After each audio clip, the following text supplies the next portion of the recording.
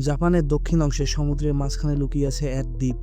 স্যাটেলাইটের ছবিতে দেখলে মনে হয় এটা যেন ভেসে থাকা যুদ্ধজাহাজ, কিন্তু কাছে গেলে বোঝা যায় আসলে এটা একটা পরিত্যক্ত শহর, যেখানে একসময় হাজারো মানুষের বসতি ছিল।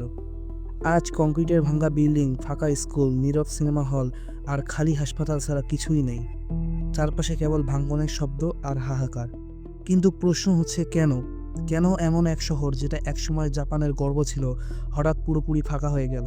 এমন কি ঘটেছিল যার কারণে সরকার ৩৫ বছর ধরে কাউকে এখানে পা রাখতে দেয়নি? এটাই হলো সেই দ্বীপ হাসিমা, যেটাকে মানুষ আজ ঘোস্ট আইল্যান্ড বা ব্যাটেলশিপ আইল্যান্ড নামে চেনে। ১৮০০ সালের দিকে হাসিমা দ্বীপের চারপাশে বসবাস করা মানুষ হঠাৎ খেয়াল করলো সমুদ্রতটে ছড়িয়ে আছে কালো পাথরের মতো কিছু বস্তু। প্রথমে তারা ভেবেছিল সাধারণ পাথর, কিন্তু পরে আবিষ্কার হলো ওগুলো আসলে কয়লা। একদিন এক জেলে দুর্ঘটনাবশত ওই কালো পাথর আগুনে ফেলতেই চারপাশ গরম হয়ে উঠল, আর সেখানেই খুলে গেল এক নতুন ইতিহাসের দরজা। শীঘ্রই বিষয়টা পৌঁছে গেল শিল্প জগতের নজরে। তখন জাপান দ্রুত বদলে যাচ্ছিল। চাষাবাদের দেশ থেকে হয়ে উঠছিল শিল্পশক্তির দেশে। জাহাজ চলাচল, রেল লাইন, কারখানা সবকিছুর জন্য দরকার ছিল প্রচুর পরিমাণে জ্বালানি, আর জ্বালানি মানেই কয়লা।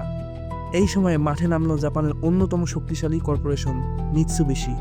তারা পুরো দ্বীপটাকে কিনে নেয় এবং সমুদ্রের নিচ থেকে কয়লা তোলার জন্য শুরু করে বিশাল প্রকল্প। কিন্তু একটা সমস্যা ছিল, দ্বীপটা খুবই ছোট, মাত্র 11 একর। সেখানে এত মানুষ ও শ্রমিক রাখা সম্ভব নয়। তাই শুরু হলো ভয়ঙ্কর এক পরীক্ষা, সমুদ্রকে জয় করার চেষ্টা। খনির বজ্র মাটিতে ফেলে কৃত্রিমভাবে দ্বীপের আয়তন বাড়ানো হলো, আর চারপাশে ঘিরে বানানো হলো শক্ত কংক্রিটের সামুদ্রিক দেওয়াল, যাতে প্রচণ্ড ঝড় আর জলোচ্ছ্বাস ঠেকানো যায়। এই প্রাচীরে ঘেরা ধূসর দ্বীপটা ধীরে ধীরে দেখতে হয়ে ওঠে এক যুদ্ধজাহাজের মতো। সেই থেকে এর নাম ব্যাটেলশিপ আইল্যান্ড। কিন্তু আসল প্রশ্ন হলো, এই দ্বীপ কয়লা খনির সঙ্গে সঙ্গে কিভাবে তৈরি হলো পৃথিবীর অন্যতম ভয়ঙ্কর এক মানব অধ্যায়? আর কেন শেষ পর্যন্ত সব মানুষ হঠাৎ এক রাতে দ্বীপ ছেড়ে পালিয়ে গেল? খনির কাজ যত বাড়তে থাকলো, ততই শ্রমিকের প্রয়োজন বাড়ল। একের পর এক নৌকা ভিড়তে লাগলো হাসিমা দ্বীপে। কেউ এসেছিল কাজের খোঁজে, কেউ বাধ্য হয়ে। ধীরে ধীরে এই ছোট্ট দ্বীপে গড়ে উঠলো কংক্রিটের বিশাল ভবন। মিৎসুবিশি শ্রমিকদের জন্য অ্যাপার্টমেন্ট বানালো। তৈরি হলো স্কুল, হাসপাতাল, বাজার, সিনেমা হল, এমনকি জিম আর খেলার মাঠও। একসময় দ্বীপটা একেবারে স্বয়ংসম্পূর্ণ শহরে পরিণত হলো। কিন্তু মজার ব্যাপার হলো, দ্বীপের আয়তন ছিল মাত্র 11 একর, অথচ ১৯৫৯ সালে এখানে বসবাস করত ৫,২০০ এর বেশি মানুষ। মানে গড়ে প্রতি একরে ৩৩০ জনেরও বেশি। ভাবুন তো, পৃথিবীর ইতিহাসে এত ঘনবসতিপূর্ণ শহর আর কোথাও ছিল না। সব মিলিয়ে সমুদ্রের মাঝখানে দাঁড়ানো এই কংক্রিটের দ্বীপটা ছিল জীবন্ত এক ছোট্ট জাপান। কিন্তু সুখের আড়ালে ছিল এক অন্ধকার সত্য। খনির ভেতরে কাজ করাটা ছিল নরকের মতো। অসহনীয় গরম, ৩৭ ডিগ্রির বেশি তাপমাত্রা, বাতাসে ঘন ধোঁয়া আর ধুলা। প্রতিদিন দুর্ঘটনা ঘটতো, বহু শ্রমিক প্রাণ হারাতো, আর সবচেয়ে ভয়ঙ্কর দিকটা এখনও অনেকেই জানে না। কারণ এই দ্বীপ শুধু কয়লা খনির জন্য বিখ্যাত ছিল না, এর ভিতরে লুকিয়ে ছিল এমন এক রহস্য যা জাপান বছরের পর বছর ধরে আড়াল করে রাখতে চেয়েছিল। বাইরে থেকে দেখলে হাসিমা ছিল উন্নতির প্রতীক, কিন্তু ভিতরে লুকিয়ে ছিল বিভীষিকার গল্প। বিশেষ করে দ্বিতীয় বিশ্বযুদ্ধের সময় এই দ্বীপ হয়ে ওঠে এক কারাগার। জাপান তখন এশিয়ার বিভিন্ন দেশ দখল করেছে, চীন, কোরিয়া, মাঞ্চুরিয়া। হাজার হাজার মানুষকে তাদের গ্রাম থেকে তুলে এনে জোর করে খাটানো হচ্ছিল মিৎসুবিশির জন্য। এদের বেশিরভাগই ছিল চীনা ও কোরিয়ান যুদ্ধবন্দী। তাদের ছোট ছোট কক্ষে রাখা হতো ৬-৭ জনকে গাদাগাদি করে। খনির ভিতর ১২ ঘন্টার পালা চলত, যেখানে গরম পৌঁছে যেত ৩৭ ডিগ্রির উপরে। বাতাসে শ্বাস নেওয়াও কঠিন ছিল। সরু সুড়ঙ্গে হামাগুড়ি দিয়ে কাজ করতে হতো, আর প্রতিদিনে দুর্ঘটনার আশঙ্কা থাকতো। পাথর ধসে পড়ে চাপা পড়তো অসংখ্য মানুষ। কিছু বেঁচে যাওয়া শ্রমিক তাদের অভিজ্ঞতা বলেছেন। তারা দ্বীপের চারপাশে থাকা বিশাল কংক্রিটের দেওয়ালকে বন্দিশিলার প্রাচীর মনে করত, কারণ সেখান থেকে পালানো অসম্ভব ছিল। আর যারা মারা যেত তাদের লাশ নিয়ে যাওয়া হতো কাছাকাছি নাকানোশিমা দ্বীপে। সেখানে পুড়িয়ে ফেলা হতো, আর কালো ধোঁয়া ভেসে আসতো হাসিমার আকাশে। সেই ধোঁয়া যেন জীবিত শ্রমিকদের জন্য মৃত্যুবার্তা হয়ে উঠত। এই কারণে অনেকেই হাসিমাকে শুধু ঘোস্ট আইল্যান্ড নয়, বরং লিভিং হেলও বলতো। কিন্তু আশ্চর্যের ব্যাপার হলো, জাপান বহু বছর ধরে এই ভয়ঙ্কর ইতিহাসকে অস্বীকার করেছে। দ্বীপটাকে শুধু খনি আর উন্নতির গল্প হিসেবে দেখানোর চেষ্টা করেছে, অথচ এর ভিতরকার সত্য এখনও অনেকের কাছে অমোঘ প্রশ্ন হয়ে রয়ে গেছে। যতই হোক, কয়লা তো আর সীমাহীন নয়। ১৯৬০-এর দশকে স্পষ্ট হয়ে গেল খনির ভাণ্ডার দ্রুত ফুরিয়ে আসছে। তার উপর নতুন প্রতিদ্বন্দ্বী এসে গেল, তেল। জাপান সহ পুরো বিশ্বে বিদ্যুৎ ও জ্বালানির প্রধান উৎস হয়ে উঠল পেট্রোলিয়াম। আর তখন থেকেই হাসিমার গুরুত্ব কমতে শুরু করলো। প্রচণ্ড ঝড় আর সুনামি প্রতিনিয়ত আঘাত হানত এই ছোট দ্বীপে।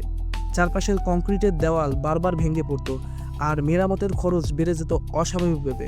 খনি থেকে আয় যত কমতে লাগলো ততই খরচ বাড়তে থাকলো, ফলে দ্বীপ আর কোনোভাবেই লাভজনক রইল না।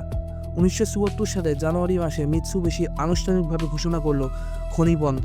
মাত্র কয়েক মাসের মধ্যেই শেষ জাহাজ দ্বীপ থেকে সব মানুষকে সরিয়ে নিল।